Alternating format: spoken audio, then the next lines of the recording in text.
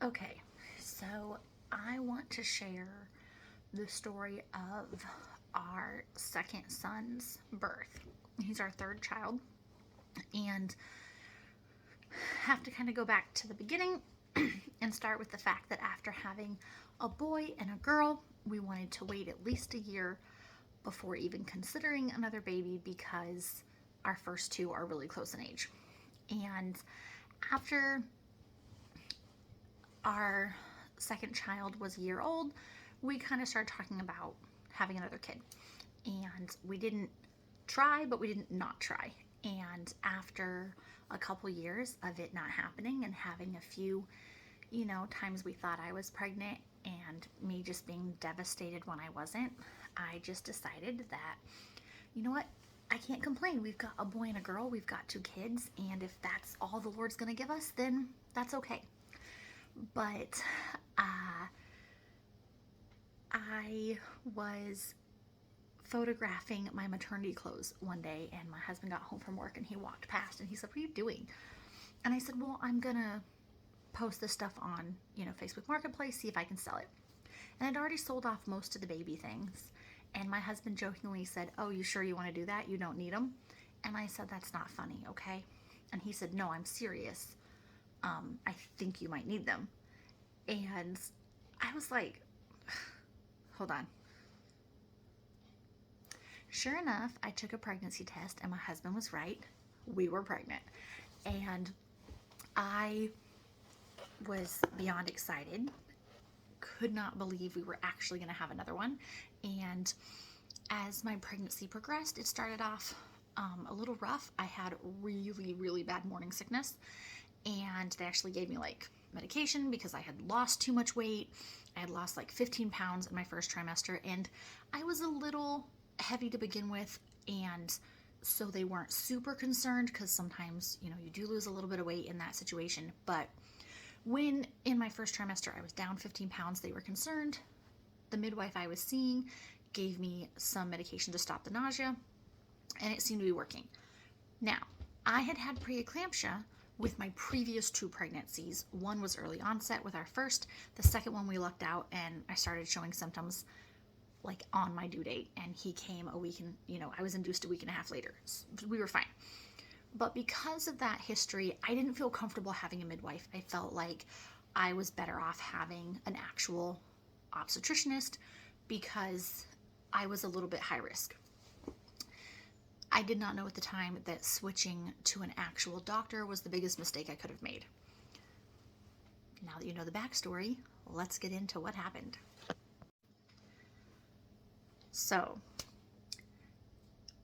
I go see the brand new doctor, and the very first thing she says to me is that with obese patients like me, she's okay with the amount of weight I've lost, and she would like to see me continue to lose weight during my pregnancy and not put on any. And I was like, actually, like, my last doctor was worried, said I was losing too much weight, and she was like, "Yeah, no, you're fine." And I was like, okay, well, that's kind of rude, but she's not wrong. I was overweight. I mean, obese was a little harsh, but whatever. So I continued to see her because we were in a small town and there was only two obstetricianists, and there was another clinic that had the midwives, but you had to deliver in the next town over. And I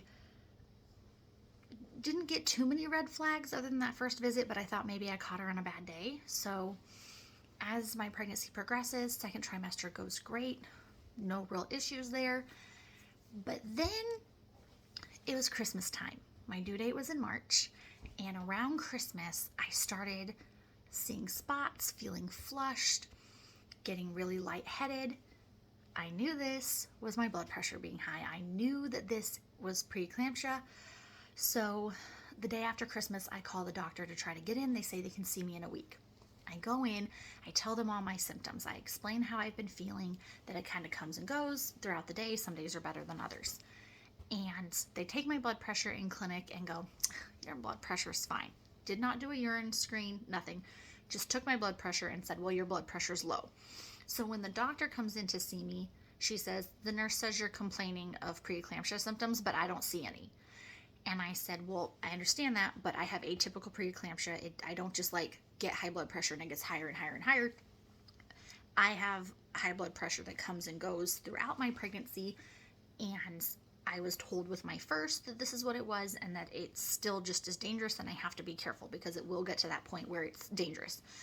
And she was just like, look, you're fine. Your blood pressure is perfect. If you feel like it's going up again, come back and see us. So a week later, I'm still having the same symptoms. I go back in and see her, and she says, your blood pressure is fine. I don't know why you're here. And I was like, okay. So I left. I put it off another 2 weeks. We're mid-January now. I put it off, and I start feeling worse and worse. I go back in to see her, and she literally says, this is not your first pregnancy. I don't know why you're acting like this. You don't have high blood pressure. You're fine. Now, looking back, I should have pushed. I should have advocated for myself. But at this point in my life, I was not as strong as I am now, and I really felt like, well, she's the doctor, like she knows best. And so I was quiet, and I let her bully me into shutting up. They never did a urine screen. They never did any further testing. They did not do ultrasounds to check on his development. She simply said, blood pressure cuff when you came in, said you're fine. Go home and stop bothering me. Next video. So, finally, I start getting really sick. The high blood pressure is to the point that it's affecting my ability to drive and my ability to take care of my older 2 children. I know that something is wrong with me. So my husband says, well, the next time you go, like I beg him, please take a day off work and come with me. Now we can't afford for him to take a day off work. So he's just like, babe, you just need to go and like stand your ground and tell her you want more tests. But that wasn't who I was at the time. And I went in to see her, and finally, thank goodness, a week before my due date, my blood pressure was high in office. Now it was barely elevated, and her response to this was, well, we'll have the nurse take it again at the end of our appointment. So the nurse comes in, takes it again. It is still elevated. So she agrees to send me across the street to the hospital for a non-stress test where they monitor my blood pressure and the baby's heart rate for about an hour. I arrange with a friend to drop my 2 kids off so they can stay at her house while I go back to the hospital for this. Let my husband know what's going on. Great. Bear in mind, this is the week for my due date. This is now the end of February. I first started having high blood pressure symptoms back before Christmas. So as I'm at the hospital, my blood pressure, some readings were high, some readings would be low. The nurses were like, wow, this is really unusual. And so like a nurse even sat in the room with me to see if like maybe I was doing something that was making my blood pressure go up. And laying there calmly in the bed, sometimes it was high and sometimes it wasn't. They decided to send me home and have me come back on Tuesdays and Thursdays until I delivered, just to check on baby. When I went back in the next time, they went ahead and did a urine screen. The urine screen showed protein and high blood pressure. Guess what? I have preeclampsia, but not according to my doctor. Oh no, I don't have preeclampsia. I'm just being pushy. Next video. So, it is Sunday. It's the first weekend in March, and I feel horrible. Saturday night, I had felt like my blood pressure was really high. So bad, I even called the on-call midwife through my clinic and told them how I was feeling, and they told me to take a Tylenol, drink a glass of water, and rest. And if I was still feeling sick in 8 hours, I could go to the hospital. Well, I knew that my headache was because of high blood pressure, but again, when the medical professionals are telling you you're just being dramatic, you believe them. So it's Sunday morning and I'm sitting in church. My husband is preaching that morning, and I start feeling so sick and so dizzy. And apparently I looked it because he wrapped up that sermon quick. I about fell out of my folding chair that morning. And he took me on the way home. We stopped at a Rite Aid pharmacy and he walked me in, put me in the little machine. I put my arm in the blood pressure cuff and my blood pressure was 192 over 102. My husband said, that's it. I don't care what that doctor says. You're going to the hospital. We go home, take the kid. We've got our other 2 kids. Take them home. I drive myself to the hospital because we didn't realize how bad it was. Drive myself to the hospital. Go in through the emergency room. Tell them the situation. They send me out to labor and delivery, who puts me in to be monitored, non-stress test. The baby's heart rate is kind of a bit irregular. It's kind of going up and down a bit, but not too concerning. My blood pressure, high. Urine screen shows protein. Nurse comes out and says, guess what? You're right. You have preeclampsia. And I was like, yeah, tell me about it. And she said, okay, I've spoken to the head of obstetrics. He wants to induce you. Don't make any plans. Don't call and try to get people here right now. It's not an emergency. If he does decide to do it tonight, then you'll have time to go home and pack your bag and get your husband and everything. So don't freak out yet. I'm like, okay. So I'm mid-text message to my husband saying hey, it's officially preeclampsia. I might get induced tonight, might be tomorrow. Still getting details. It's only been about 5 minutes since the nurse was in when she walks back in and she says, because your doctor treats patients at this hospital, we are required to reach out to her when any one of her patients come in. And I'm like, okay. And she said, your doctor just called us back and she wants us to send you home. Next video. So my obstetricianist, she called the hospital back to get the details about why I was there, and she has told them to send me home. Bear in mind, her boss, the head of obstetrics for the hospital, has said he wants to keep me and induce me that day. I left my room door open when the nurse said, I'm going to go see what's going on. I'll be back. Room door is open. I overhear a conversation in the hallway. The head of obstetrics was on the phone with my doctor, and he was mad.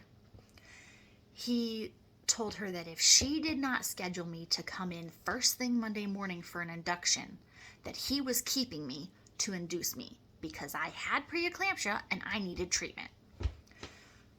Nurse comes back in and says, so your doctor wants you to be sent home, but you are to come back tomorrow morning, 9 a.m. for an induction. I said, well, 9 a.m. is a little bit late, right? Because my other inductions, I had to be here 6 a.m. And they're like, nope, she said 9 a.m. And I was like, okay, great. So I go home, talk to my husband, get everything packed, call a friend to watch the kids, let my mom know, okay? My mom and I go to the hospital. This is not our first rodeo. This is number 3. Been induced the other times. It takes at least 2 days, right? So my husband has a new job. He has no vacation time. So I sent him to work and I was like, hey, you get off work at 3 in the afternoon. You can come to the hospital afterwards. Nothing will have happened. Oh boy, was I ever right. My mom and I get to the hospital at 9 a.m. They do nothing.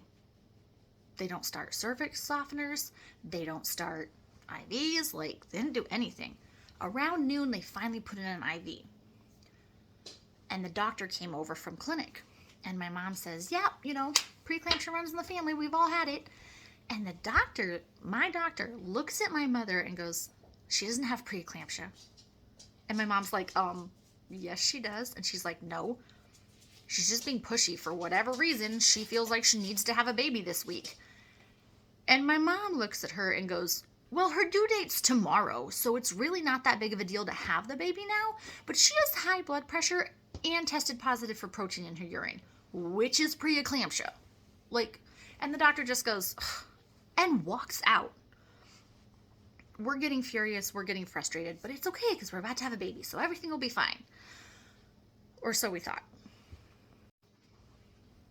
So, I got there at 9 a.m. Bear in mind, I was supposed to get induced on Sunday. This is now Monday. They did not start Pitocin. My doctor did not put in the order for Pitocin until 6 p.m. 6 p.m. on Monday. This is now like 36 hours past when I had a crazy high blood pressure. And I have continued to have high blood pressures throughout this time. So, it's 6 p.m. They finally start me on Pitocin. I have not gotten to eat all day because of the fact that I need to be induced. They finally start it, only to stop. One round. By 7 o'clock, they said, doctor says let you get some sleep. Like, it was literally the doctor doing the bare minimum to make her boss happy. So, my husband came by after work. Once they gave him permission, he brought me like a burger and a milkshake. And him and my mom went and got the kids. My mom picked up the kids from a friend. She took them home. He stayed with me that night in the hospital. Nothing happened. And the next morning he said, well, they haven't even started you on medication yet. What do you want me to do? And I said, well, go to work. I will call you if anything changes. Because at this point, it's Tuesday, and I'm thinking they haven't even started, so this baby's probably not coming until Wednesday. So he goes to work. He works 5 minutes away. If baby does start to come, he has plenty of time to get to me. And my mom drops the kids off at a different friend's house and comes to be with me at the hospital. And they did start inducing, and around 10 a.m., the doctor came in, and apparently she had suddenly decided that I could have this baby, and I was wasting her time in the hospital, because she came in and said, okay, we're going to break your water and see if things progress. And I was like, why? Like, I felt like my contractions weren't close enough together for them to be breaking my water due to my past 2 experiences. So she says that I need to have an epidural. And I said, well, I'm not in any pain, so I don't want an epidural. And she said, your contractions are pretty strong. You need one. And I said, but I'm not in pain. Like, I'm feeling pressure, but there is 0 pain. And she was really confused by that. And she said, you should be in pain. I said, okay, but I'm not. And I don't want a giant needle in my back if I'm not in pain. Like, I'm all for epidurals when I'm in pain. If I'm not in pain, it seems unnecessary. So she tells me that I have to get an epidural because they're losing the baby's heart rate, and I'm probably going to end up with an emergency C-section, and an epidural will just make that go faster.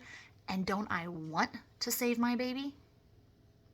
So she guilts me into an epidural that I didn't need because I wasn't in pain. Next video. During the time that all this is going on, I'm kind of nodding in and out. I'm exhausted. I haven't really slept all night. And I wake up to my mom being on the phone and her saying, oh no, we're good. Don't worry about it. I'll let you know if things change. So she hangs up the phone and I'm like, hey, who were you talking to? And she's like, oh, your husband. They're going to give me an epidural and then they're going to break my water. And you told him he doesn't need to leave work and get here? So he's on his break, right? So he goes back to work and a nurse comes in and I'm like, I need my phone. It's over there on the charger. So she hands me my phone and I text my husband and I'm like, they're going to give me an epidural. They're going to break my water. You need to get here fast. And he's just like, okay, we'll call my boss and let them know what's going on. And I was like, I can't. Like, you just have to get here. So my husband gets to the hospital and, gets upstairs and they stop him at the door. By now, the anesthesiologist is in the room and they're getting ready to start. And I'm like, hey, great, my husband's here. And they said, it's too late. We've already sterilized your back. We can't let him in the room. Then the anesthesiologist doesn't have me sit up on the edge of the bed. Typically, you sit on the edge of the bed, put your knees up, and you hug your knees. And in between contractions, they try to put in the epidural. This guy just had me lay on my side and kind of pull my knees up a little. And I can see my husband at the door. And the anesthesiologist puts the needle in my back and I scream. I'm not a screamer. I scream and my right leg twitches out. And he stops and goes, oh, did that hurt? And my mom is like, no duh. She screamed for no reason. And he says, which side? And at this point, he had put me in so much pain that I couldn't talk clearly. All I said was, the top one. And he said, oh, your right leg? And I'm thinking, I will smack you. And he says, well, that's not supposed to happen. Again, no duh. So he pulls it out, gets it on the second try, and they let my husband come in. And that in itself was so traumatic. I don't do needles at all. And I'm scared because the doctor has told me basically that my baby isn't doing well, and that I'm going to need to have an emergency C-section to save my baby, and I have to get this epidural in advance. So I'm freaked out. And there my poor husband is across the room at the doorway. They will not let him in. So when they finally let him in, he runs to me, and I'm holding his hands, and I'm crying because getting the epidural hurt so much. And now that I have the epidural, they strap an oxygen mask on me and put me in just the right position, laying on my side, so they can track baby's heart rate, and tell me not to like move, not to switch sides, anything like that. So I'm like, okay, well, I'm just kind of here. Next video. So now that I have an oxygen mask and my epidural, I am sitting just kind of waiting. Things are pretty easy. I'm still not really feeling the contractions. I mean, even when they were only 2 minutes apart, they weren't hurting. So I'm laying there with the epidural, and I realize that I can move my toes. I shouldn't be able to move my toes. Like, I should feel paralyzed from like the waist down. So my mom goes and gets the nurse, and she's like, she can move, like something's not right. So the nurse comes in and goes, well, didn't you push the button? I said, what button? And she said, well, there's a button on the machine that you push so that you get as much numbing as you want. And you need to keep pushing it like every hour or so, or it'll start to wear off. And I'm like, no one explained this to us. And she's like, well, you've had epidurals before. I said, yeah, 4 years ago, and there was no button. A medical professional chose how much I got. I didn't push a button. So we pushed the button a bunch of times, and I'm like, okay. I mean, they're the ones that told me I needed to be numb. And, I figure I've got this catheter in my spine, so I probably shouldn't be able to, like, feel like I could get up and walk around. So occasionally a nurse comes in and tries to find baby's heart rate again and moves me around a bunch of times. We begin to approach 6 p.m. Contractions are right on top of each other. It's time to have a baby. I begin to push, and my doctor yells at me and says, stop pushing, you're pushing too hard. I'm sorry, but I've been here for 2.5 days. You said it's time to have a baby. We're going to have this baby. So as I am pushing,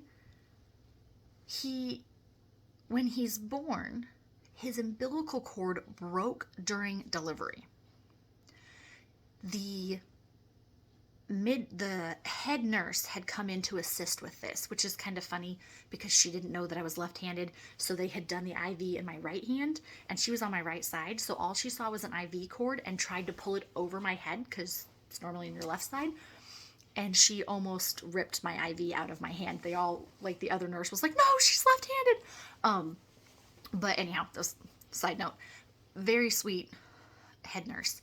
When AJ is finally born, and his umbilical cord broke during delivery. His umbilical cord was smaller around than my pinky, and if you've ever had a baby, their umbilical cords are like fatter than your thumb, and they're supposed to be like plump and juicy and gross looking, and his didn't look right. The doctor said, wow, I've never seen an umbilical cord so small. And the head nurse goes, doctor, what does that mean? And she said, I don't know, he looks like he's a good weight. And that was about it. She just kind of finished up and left. Next video. So after his umbilical cord broke during delivery and the nurse and myself were very concerned, the doctor said it really wasn't anything to worry about, and he looked like he was a healthy weight. We noticed right away that he seemed pretty lethargic. He was not interested in trying to eat. He didn't really cry past that first initial, like, them rubbing him and making sure he was fine. And At about 3 hours old, a nurse came in to check on us, and I told her that the baby had been getting cold. That I explained to her that he was shivering, and she said, "Oh, sweetie, let me get you a blanket from the warmer." So she disappeared and came back with a blanket. I got the blanket on him, and I'm thinking, well, this is weird. Like, it's kind of warm in here. I don't know why he's cold. And this continued a few more times where we were concerned because he was shivering. And at midnight, a nurse came in he was born at 6 p.m., just after 6 p.m. At midnight, the nurse came in to give him a bath and clean him up. And I told her that at midnight, my husband was asleep, and I told her that I was worried because the baby kept getting really cold, and then he would get really hot and be sweating. And she said, "Oh, let me show you how to work the thermostat on the wall so you can adjust the temperature." I said, "Okay." And I said, "I'm also concerned because he hasn't eaten yet, and he's had 4 like poopy diapers, but he hasn't peed." And I said, that black diaper, like normally they only have like 1 of those a day. And she said, "Well, good job him cleaning out his system quick. Honey, you don't worry about it." Should have worried. So throughout the night, my husband and I are up and down. We're going back and forth adjusting that thermometer because he's cold and then he's hot. So we're up and down with that thing. One thing that was very weird about his delivery is that within 3 hours of him being born and my epidural had totally worn off, I got up. I was so sick of being in that bed. I'd been strapped in a bed for 24 hours that I just got up and walked to the hallway, and a nurse stopped me and was like, "Honey, you need to be back in bed." And I was like, "I just have got to walk." And they're like, "Why are you standing? You shouldn't be out of bed yet. You should not be able to walk around." And I looked at her and I said, "I don't feel like I just gave birth. It's really weird." Because my other deliveries were long and drawn out and traumatic and tearing and stitches and episiotomies. So this one was very different. And it just should have been a sign that something wasn't right. Next video. Okay, we're going to fast forward. AJ is now 24 hours old, and we are being kicked out of the hospital. So first thing the next morning, a nurse walks in with a clipboard and says, "So, are you ready to go home today?" And I thought that was kind of soon because I had always been in the hospital 3 or 4 days with, the other pregnancies. Because of preeclampsia, they're supposed to keep you for 48 hours to monitor you and make sure that your blood pressure is going down and that there's no complications with you. And I was just like, I don't know. That doesn't seem like a decision I should be able to make. Does the doctor say it's okay? And she said, "Oh, your doctor says you can go whenever you're ready, but we have to keep the baby for at least 24 hours after birth. So as soon as you hit that 24-hour mark, you can go home." And she was not lying. 24 hours and 2 minutes, and we were rolling out the front door of the hospital with a baby that was shivering and had not eaten. They did send in the lactation consultant because I requested it. I told her, he has not eaten at all and I'm really worried. And she just said, "Honey, you've got this. You've got 2 other kids." And I said, "No, you don't understand. I was never able to nurse the other 2. It was a really stressful process, and we ended up having to switch to formula, and I need help." And I didn't get that help. And when we got home from the hospital, I was really concerned, and I told my husband, it just seems like something's off. He's just too calm for a newborn. And it's Wednesday night, and my mom stayed with us that night. My husband had to go to work crazy early the next morning, 2:30 in the morning.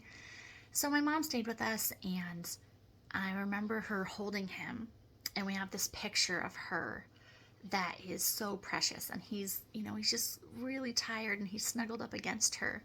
And that picture breaks my heart now because I took that photo, and immediately after, he began to shake in her arms.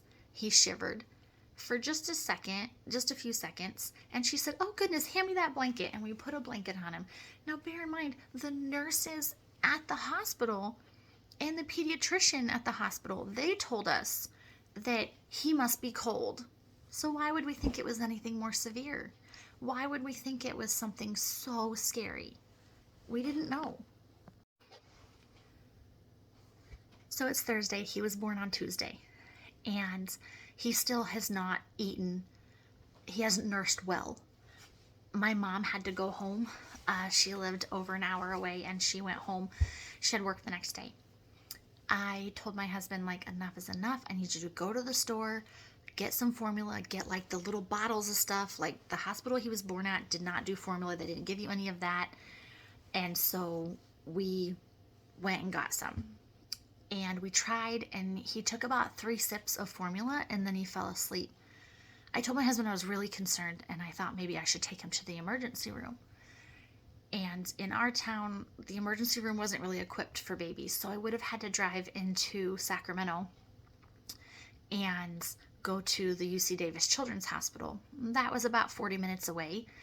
And my husband just said, babe, hey, that's on you. It's your intuition. Like, you tell me what you think is best and we'll make it happen. And because my doctor basically gaslit me for 3 months of my pregnancy, telling me I was being dramatic and I was being paranoid, I didn't trust my own gut. I didn't trust my own intuition. And I said, you know what? I'm probably just overthinking it. We see the doctor tomorrow afternoon. I'll ask her my questions then. And my husband went to bed. And I sat on the couch with our son on my chest. And I remember him shaking, him shivering, and putting a blanket on him. And then a few minutes later, my shirt being drenched with sweat from him, and me taking off the blanket and taking off his socks and taking off his hat, and his little hat having sweat all on the inside of it. And thinking to myself, he's just not regulating his body temperature. But Friday morning, my husband went to work. He got off work, and at 3 p.m, we had a doctor's appointment so that he could help me wrangle the other 2 kids who were 4 and 6. And, well, 5, almost 6. And he dropped me and the baby off in front of the clinic, and he took the big kids to the park so they could play and just have a break. It had been a crazy week for them too. We get inside the clinic and they weigh my son. I tell them immediately, as soon as the nurse takes me back, that I have some concerns. They weigh him and he was down 1 pound from his birth weight. His first birth weight at midnight after he was born was 8 pounds 1 ounce. He was born on Tuesday night. By Friday, he was 7 pounds 1 ounce. The nurse was very concerned. She whisked us back to the room where we laid AJ on the exam table in just his diaper, laying on a blue striped blanket. The doctor's office was right across the hall. I heard the nurse tell the doctor, your newborn patient is here, and there's something very wrong. He's down 1 pound from his birth weight, and he seems very lethargic. The doctor stepped across the hall. She looked at my son right as he began to shiver. She said, has he done that before? And I said, he's been doing that since he was born. He keeps getting really cold and shivering, and in a few minutes, watch, he'll be sweating. She looked at me and she said words that broke my heart. She said, he's not cold, he's having a seizure. He had great timing because his next seizure was a grand mal. He turned blue and stopped breathing right there on the exam table in the doctor's office. The doctor began shouting for nurses who got oxygen tanks and cordless phones. She had the UC Davis NICU on one ear and the paramedics on the other. Nurses holding phones to her head like this, while she flicked my son's foot and rubbed his chest. He began breathing again, and they got the oxygen tank in by then and tried to strap it to his tiny little face, but even in pediatric office, the mask was too big. I had initially texted my husband and said, something's wrong with the baby. Nurse says they're probably going to send us to a different hospital for him to be examined. Moments later is when he had the seizure, and we found out we would be going by ambulance. I texted my husband again and said, Ambulance on its way, get here quick. I then text my husband, he's not breathing, I need you. Almost 9 years, still gets me. My poor husband is at the park with our 2 kids, and if you've ever tried to get small children to leave a park with any kind of speed, it is near impossible.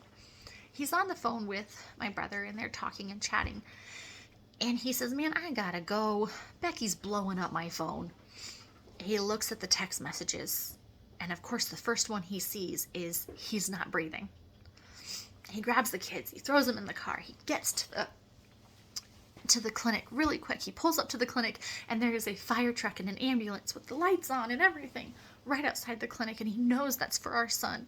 He rushes in with 2 kids in tow, and the receptionist at the front desk ushers him and our 2 children back into the room.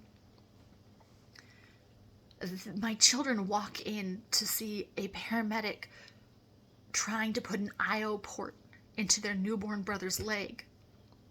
They're drilling a hole into his shin bone. The 4-year-old says, Mommy, I saw a fire truck. And our almost 7-year-old said, Mommy, what's wrong with my brother?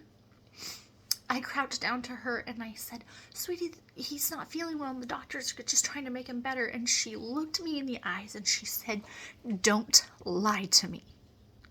You only call an ambulance when someone is really hurt or dying.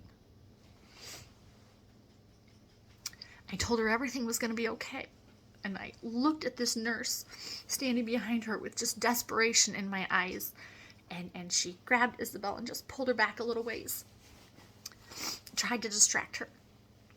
Now this EMT that was in the room with us was amazing. He got down on one knee and talked to my 4-year-old, distracted him while all this is going on. And he says, guess what, buddy? I drive the ambulance that was out there. So Quattro's talking to him about his uniform and his badge and his walkie-talkie and his ambulance. He's fine.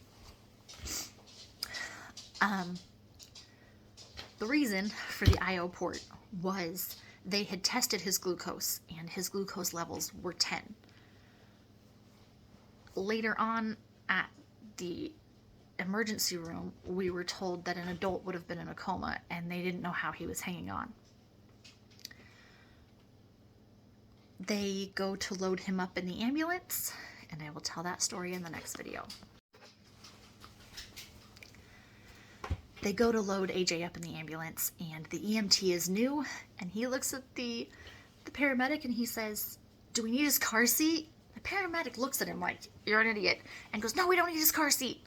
And, you know, it made sense. Babies need car seats, right? So they lay AJ on this adult gurney, and he's just so tiny. And our pediatrician, which fortunately was not the one we saw in the hospital, thank goodness, because that's another story. That first pediatrician in the hospital did such a poor job that I had requested someone different. And here we are with Dr. Saran, and she was amazing. She hopped on the gurney, held my son while he seized as we drove across the street to the ambulance to the ER. They put me in the front of the ambulance next to the EMT. I hear him radio the hospital and says, ETA 2 minutes, coming in with a 3-day-old, confirmed 3 days. We get to the emergency room. In that 2-minute drive, he had 5 more seizures. We walk into the emergency room, they roll in the gurney. Nurses and doctors, they rush over and they look at him and they go, whoa, how tiny is that baby? And the EMT is like, I confirmed with you 3 days. And they were like, well, we don't have anything small enough for that baby here. You should have taken him to the children's hospital. And our pediatrician says, he's not going to make it that far. During this time, my husband still has our 2 small children. He called our friend because all of my female friends were at a baby shower for our other friend who had just had a baby 4 days earlier. So my husband calls my friend's husband and he says, I'm on my way. I will meet you at the emergency room. He lived just maybe 5 minutes away. I don't know how he got all 4 of his kids in the car and to the hospital that quick, but Hoovie is my hero. He got there, he told my husband, just leave the truck door open. I've got the kids. I'll move the car seats. Go be with your wife and son. My husband comes into the hospital at this point. I have called my mom and let her know what was going on, and she was rushing down. The doctor in the ER asked the paramedic why we don't call for life flight. And the paramedic said, we can't because the farmer hasn't harvested that field yet. There's no place to land it. I know it seems silly, but small town problems.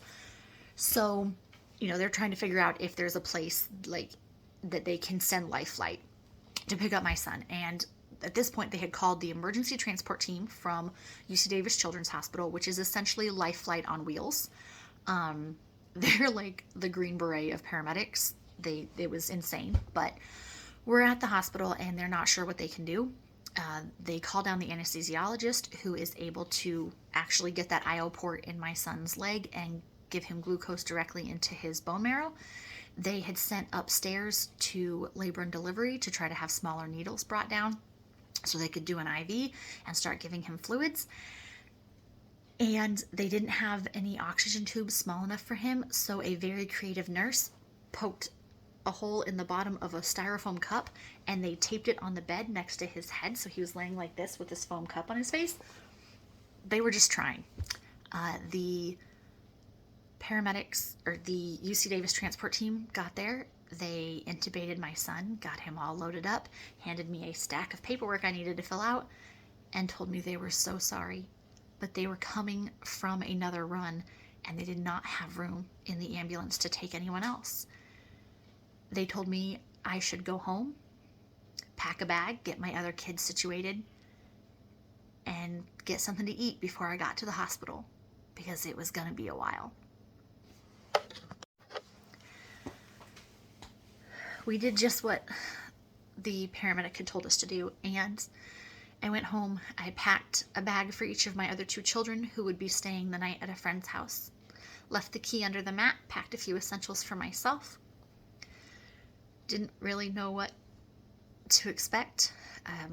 We had these like microwavable hamburgers we threw in the fridge, and my mom, my husband, and I drove the 40 minutes to the children's hospital.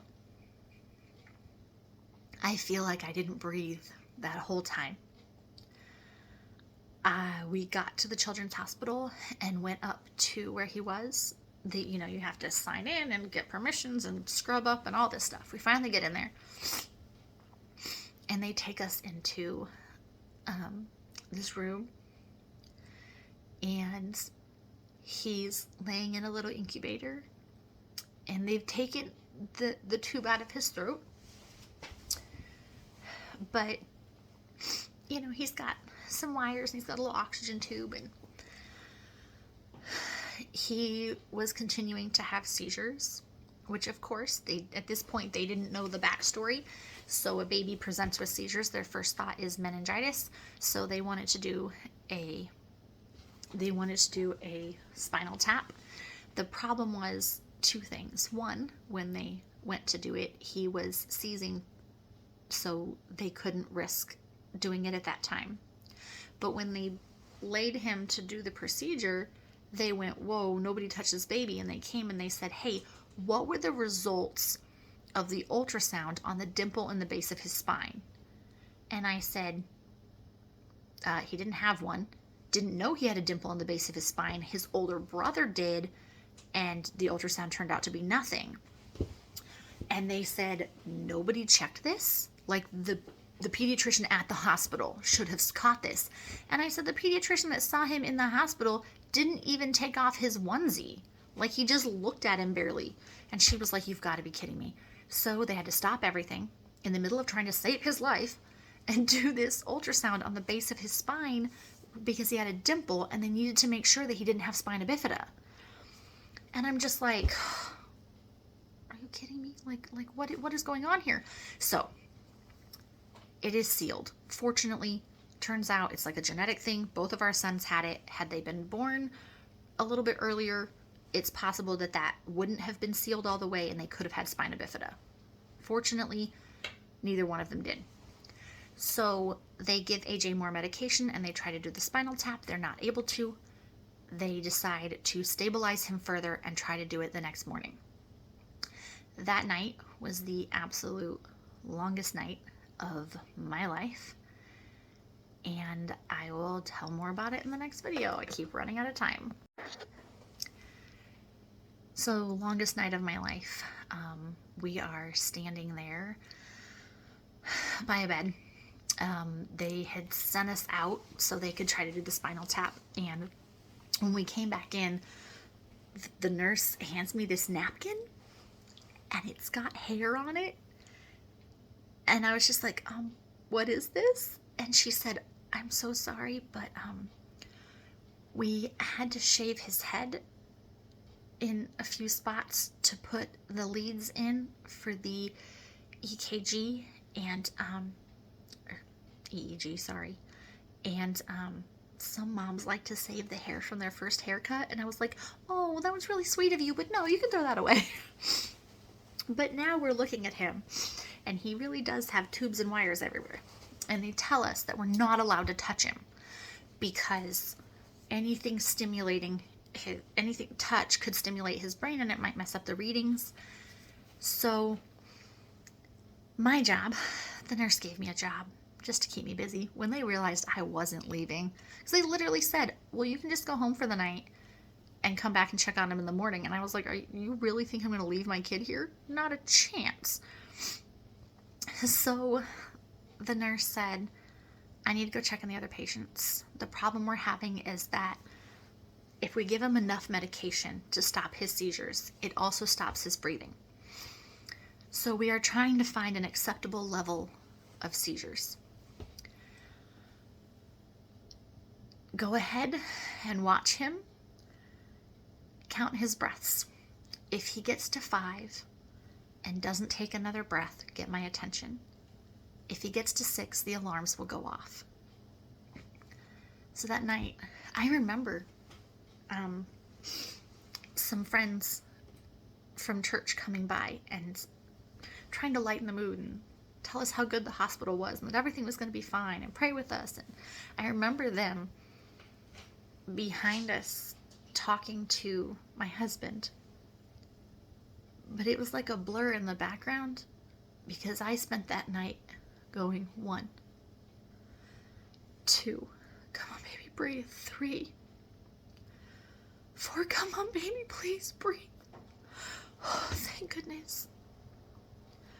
1, 2, 3, 4, 5, nurse, 6, alarm sounding. He breathed. Finally, after several hours of being there, the nurses took me and they got me set up with a breast pump and showed me the pumping machine and all the accessories, and they said, right now what we need for you is we need you to focus on being able to feed him when he's able to eat. And I half think it's just busy work, but hey, 20 minutes every 3 hours. And while I was gone doing that, my husband went and tried to find like coffee and something to eat. And my poor husband had been at work since like 3 a.m. that morning, and so now he's been awake for 24 hours. And I got back in the room and my mom was there next to the little incubator, and she said, he stopped breathing a few times while you were gone, but he's okay. The nurses got him breathing again. And the nurse explains the situation and that it's very expected as they balance the phenobarbital and the Keppra. And then I just felt even more guilty and never wanted to leave his side again.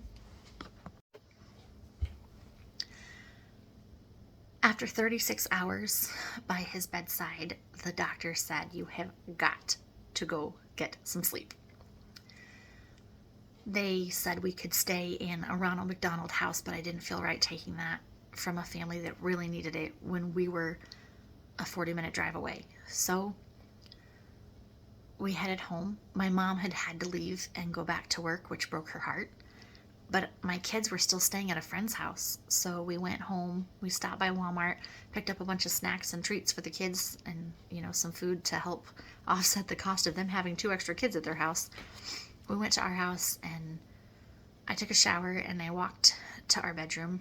My husband was in the shower and I got really quiet. And my husband came in and he just hugged me from behind.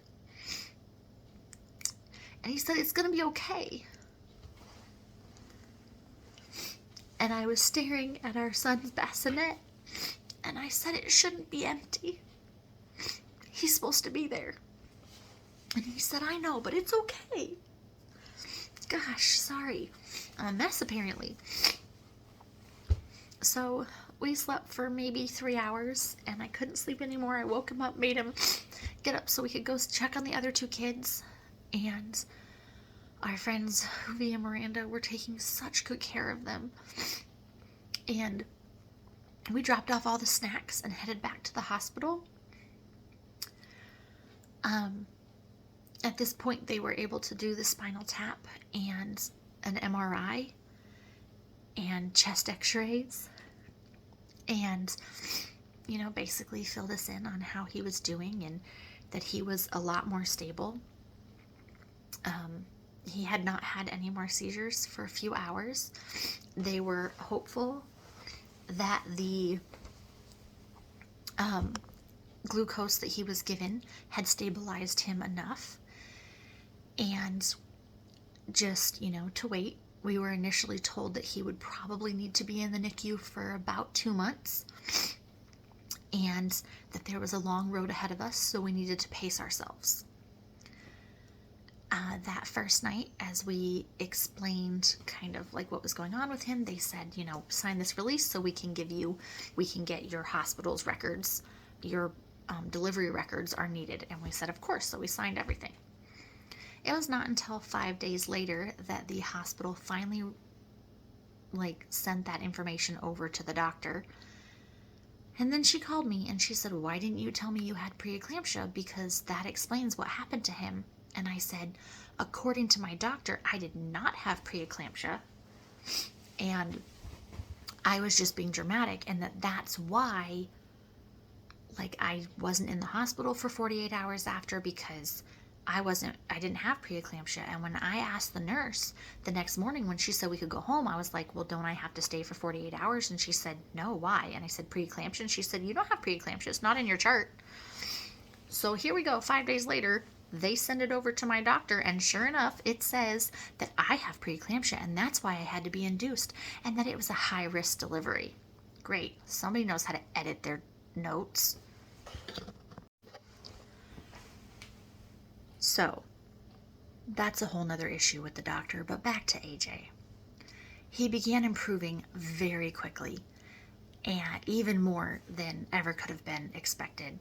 And one day, I went down there or they called me and they asked if I was going to be coming down the next day with my husband. And fortunately, my husband's boss was able to adjust his schedule, and we set it so that every other day he got to come with me. So Monday I would go, and then I would come home and I would pick the kids up from the babysitter and I would feed them and I'd make dinner for my husband and we'd go to sleep and he'd go to work. The next day, I wouldn't go in the morning. I would wait until the afternoon and he would get off work and come with me, and we would spend the evening with our son. And I told them that no, tomorrow's the day I come by myself, but my husband will be with me today. And they were like, "Oh, well, the neurologist needs to see you guys, and she really wants to talk to both of you." And I was like, "Okay, is she available today?" And they were like, "No, she's not." So I get there with my husband, and as soon as the nurse sees us, she's like, "Okay, great, don't move." And she disappears into the hallway, and she catches the neurologist and tells her "Hey, they're both here. If there's any way you can fit it in to meet with them today, please do." So nurse comes back and tells us the neurologist is going to see you guys in just a few minutes. And so they walk us down to this room that says family quiet room. Yeah, that actually is the family bad news room, but whatever. So We go into that room and the doctor comes in and she pulls in this like computer and she pulls up on the screen an image of an MRI and she says, "This is an MRI of a normal baby's brain."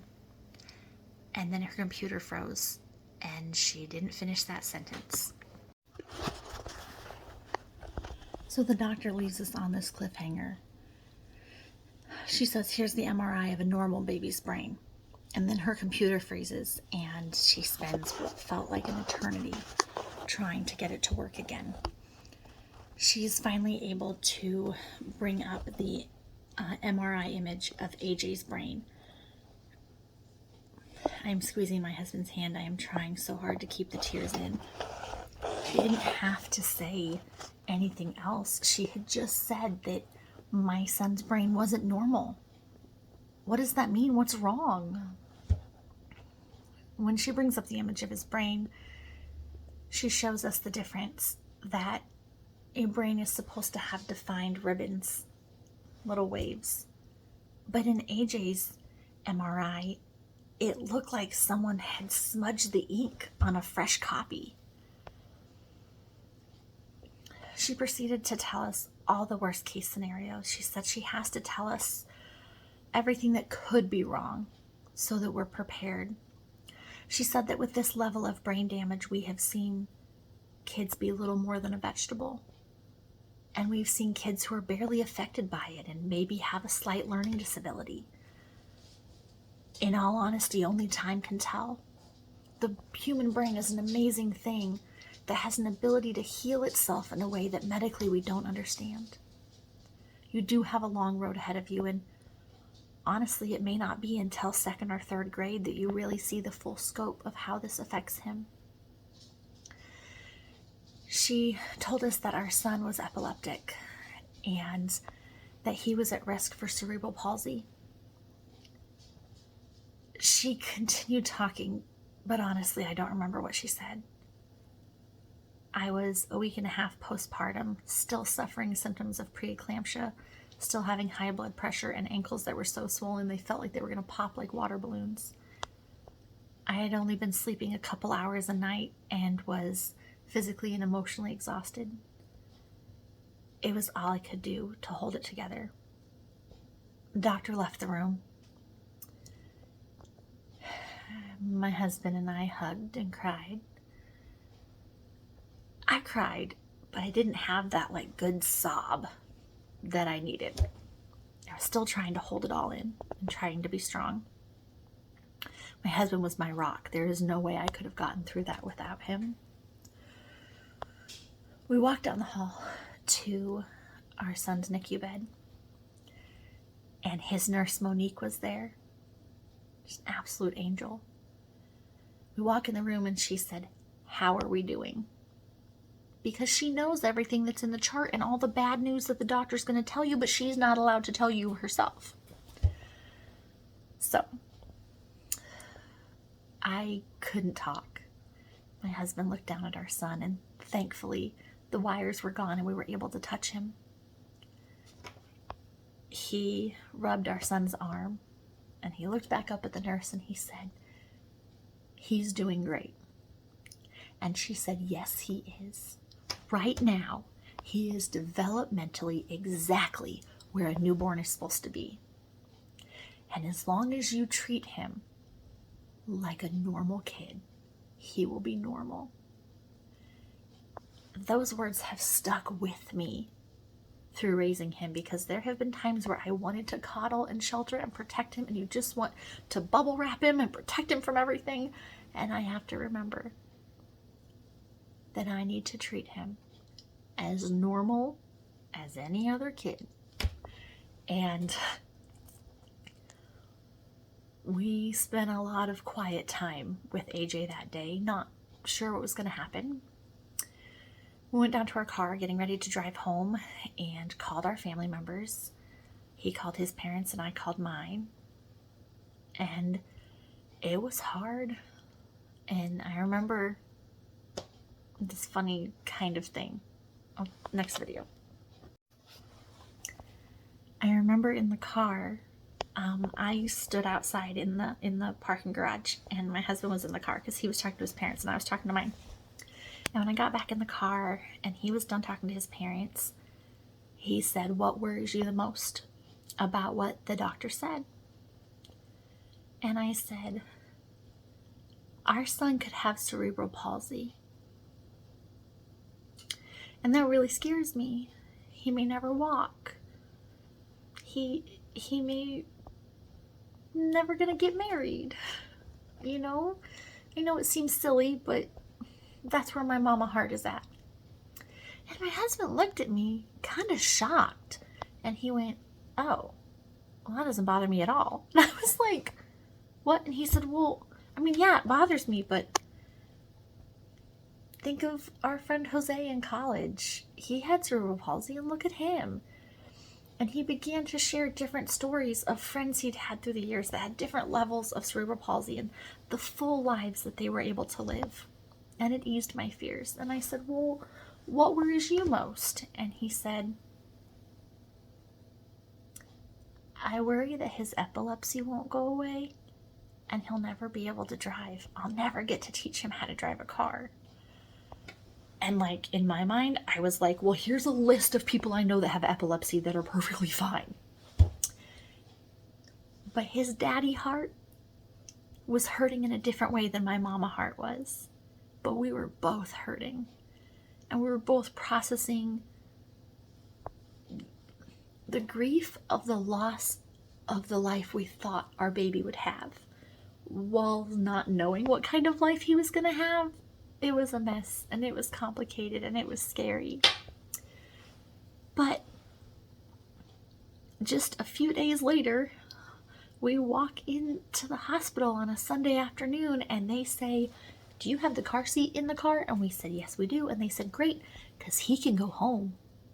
And I thought, I don't know that I'm ready for him to come home. I was so scared. After only 9 days in the NICU.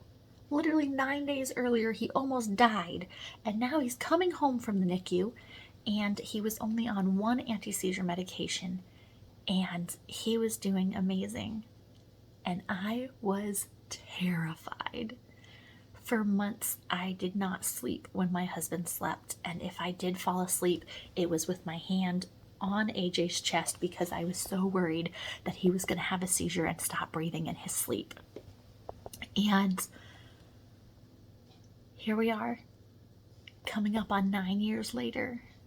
He's in 3rd grade. And while yes, he is not perfect.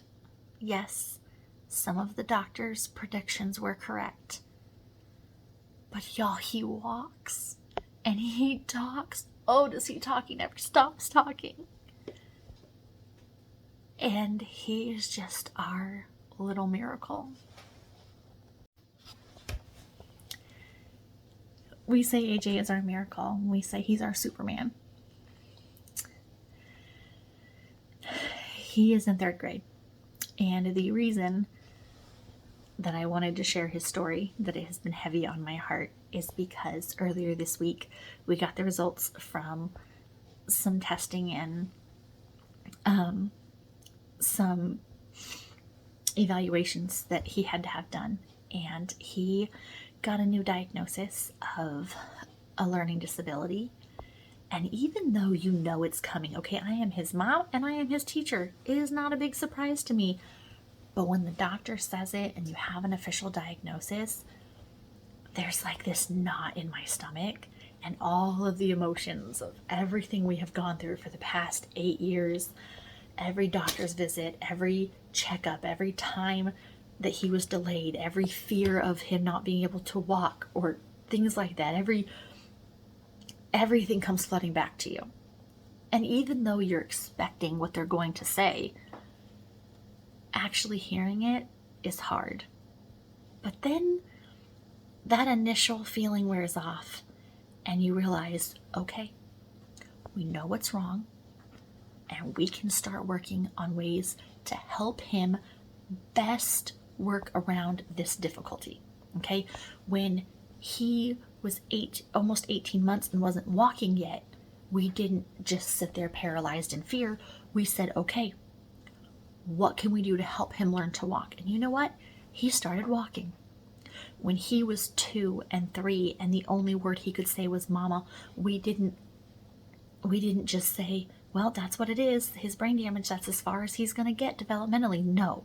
We got speech therapy, and we researched and we looked up everything we possibly could to teach him how to talk. And most people who would meet him today would not notice a big difference. He often gets people thinking he's younger than he is because of his speech problems. He does sound much younger than he is. He doesn't sound like most 8 and 9-year-olds. He sounds a lot more like a 5 or a 6-year-old that's still kind of struggling with their enunciation. He is going to start speech therapy again, so that should be a big help for him.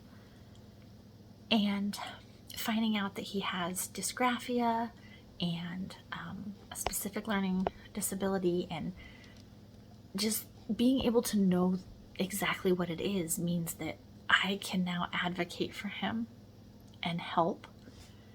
And that is definitely something I learned through this whole situation.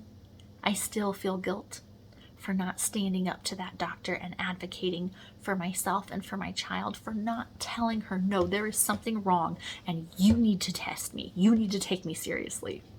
But because of this whole situation, I learned to do that. And I learned to fight for what my kids need medically. And boy, has that come in handy with 4 kids that each have their own medical issues. While AJ's case is obviously the most severe of our children,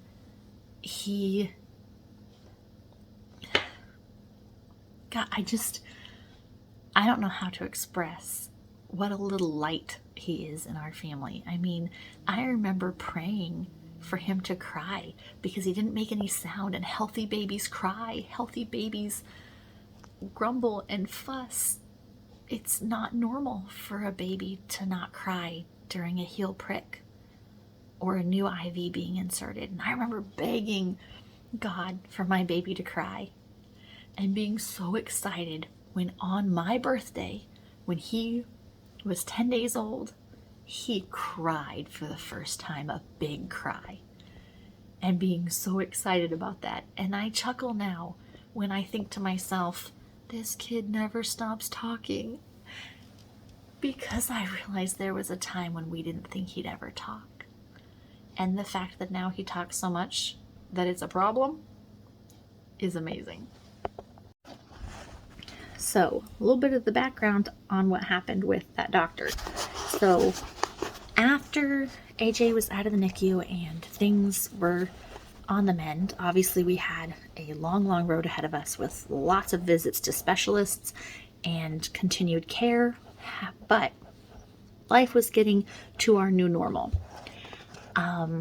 I told a friend about the situation and how the doctor had treated me, and I wish I had done things differently. She then confided in me that she had had the same doctor, and the doctor forced her to have an induction she didn't want and really mistreated her and wouldn't listen to her about how she was feeling. And I was like, man, I mean, she seemed so nice for the first 2 trimesters, like she seemed fine. And then all of a sudden, like 3rd trimester, she was just nasty. Like, I don't know what's going on. Well, then randomly, like, I'd be at the park with my kids and, mom's hanging out, talk, complete strangers telling me, oh my goodness, I hope you didn't have your baby here. Dr. So-and-so is the worst. And I was just like, this is ridiculous. Now, within the first 2 days of our son being in the hospital, my father-in-law, who worked for the court system in another state, was like, you guys need to sue. And we were like, now is not the time. I actually did have a doctor tell us that while they're not supposed to recommend this, they really did believe we had a case for a malpractice suit and that we should look into it. So once I started hearing other women's horror stories, I thought, this doctor cannot be allowed to keep treating people this way. The next baby might not be as lucky as AJ.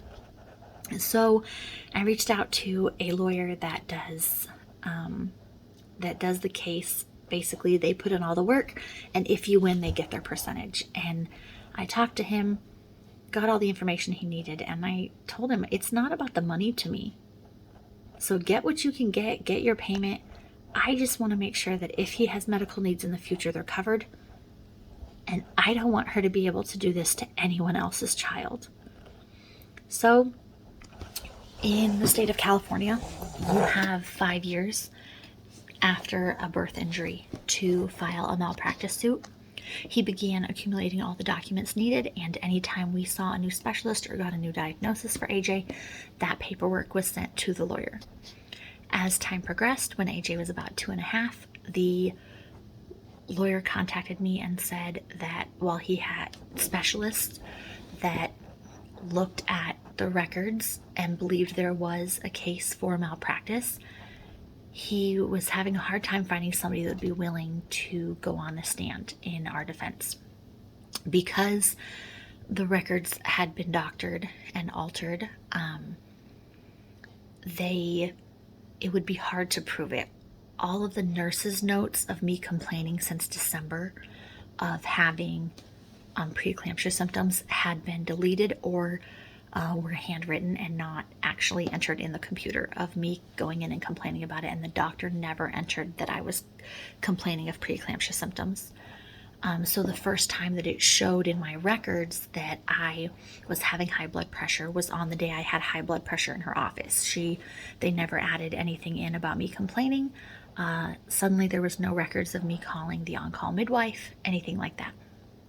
So it became very much a case of she said, and we just said, okay, well, you let us know what to do. And he said, well, we have 5 years, so we'll continue looking. You keep bringing me information as it comes in.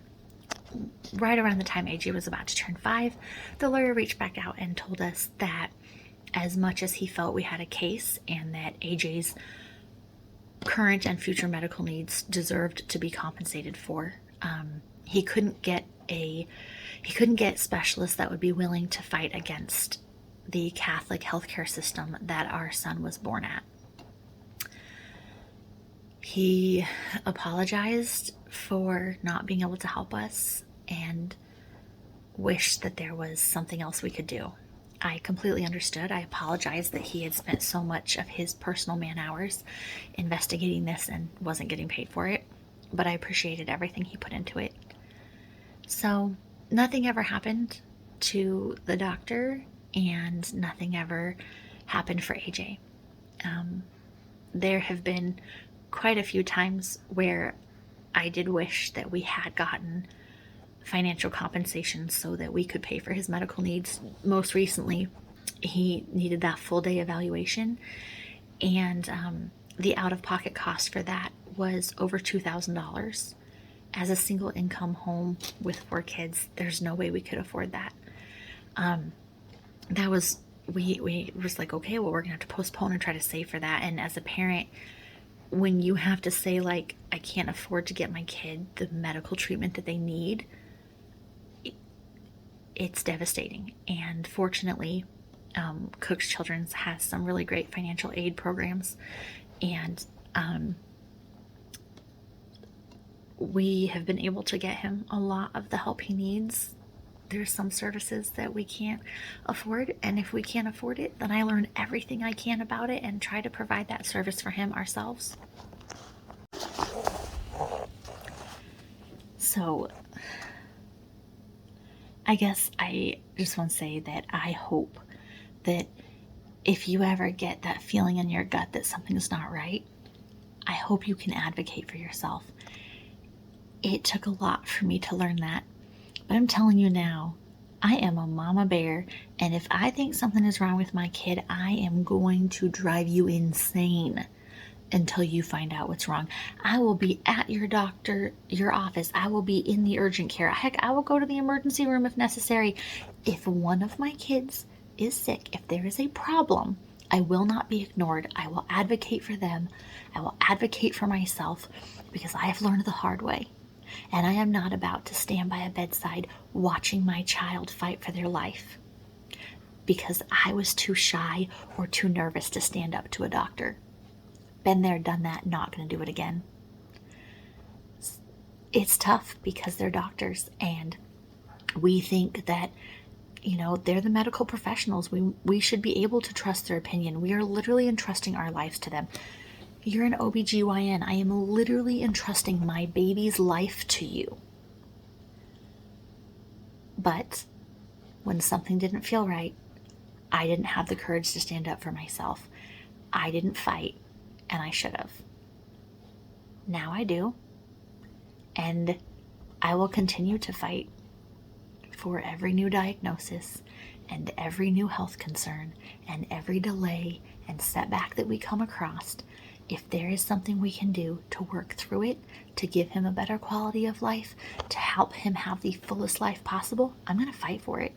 So please, if you're in a situation where you feel like your doctor just is not listening to you, change doctors. Fight with your insurance if you need to for special care.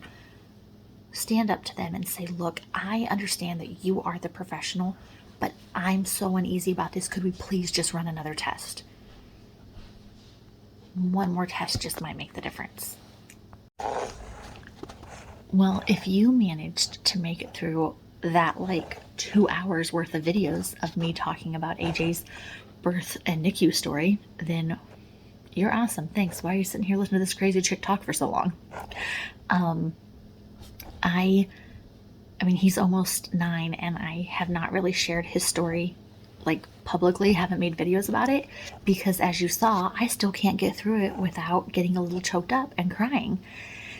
And again, it was on my mind because of this new diagnosis for him, and I want to share because he has already done and will continue to do great things with his life, and I don't want to forget how far he's come. I shared previously that I have written songs for my kids, and again, can't sing worth a lick, but singing and writing lyrics and poems have always been a way that I was able to kind of channel my stress into something. And when AJ was in the NICU, I began working on a song, and over the course of about 3 years, I wrote it. The first time I sang it, my husband stopped me, and he got choked up and said he couldn't listen to the rest of it. And it is called AJ's Song, or Just Breathe. There's a fighter laying there beside her, struggling to breathe, his body shaking, the seizures their toll are taking. She leans in and tells him, baby, you're so strong, you gotta hold on. Come on, baby, just breathe. Come on, do it for me. Come on, baby, just breathe. Just breathe. The meds aren't working, his body's still jerking. Doctors and nurses, they're all working as he continues to seize. And she says, baby, you're so strong, you gotta hold on. Come on, baby, just breathe. Come on, do it for me. Come on, baby, just breathe. Just breathe. The seizures have stopped, but the unknowns have not. Doctors are talking about all the will he's and won't he's with the brain damage he's now got. She falls to her knees and begs God, please help me to be strong. I gotta hold on. I gotta just breathe. I gotta do it for him. God, help me to breathe. Just breathe. He's doing okay, but we know someday the seizures may come, and when he's afraid, she'll say, baby, you're so strong, you gotta hold on. Come on, baby, just breathe. Come on, do it for me. Come on, baby, just breathe. Just breathe. Well, now that you've heard AJ's song, Just Breathe, a little story. You've heard the song, you've heard why the song exists. He calls it his song. He asks for it to be sung to him at bedtime sometimes. Well, when he was diagnosed with asthma on his 8th birthday, happy birthday to him, lots of appointments with pulmonologists and allergy specialists came afterwards, and he was having allergy testing done, and he was laying down. You gotta lay on the pillow, back up, with all the little pokes in your back while you wait for the reaction, and the reaction was he's allergic to all of nature. But while he was going through that, he said, "Mommy, will you sing me my song?" And I began to sing him his song, and he stopped me and he said, "Mama, you know what's funny? You wrote the song because I couldn't really breathe because of seizures. But now I can't breathe because of asthma, so the song still fits." And he's funny, and I love the way he looks at life. But he's very true. And sometimes when he's having trouble breathing because of asthma, we just think about his song, "Just Breathe."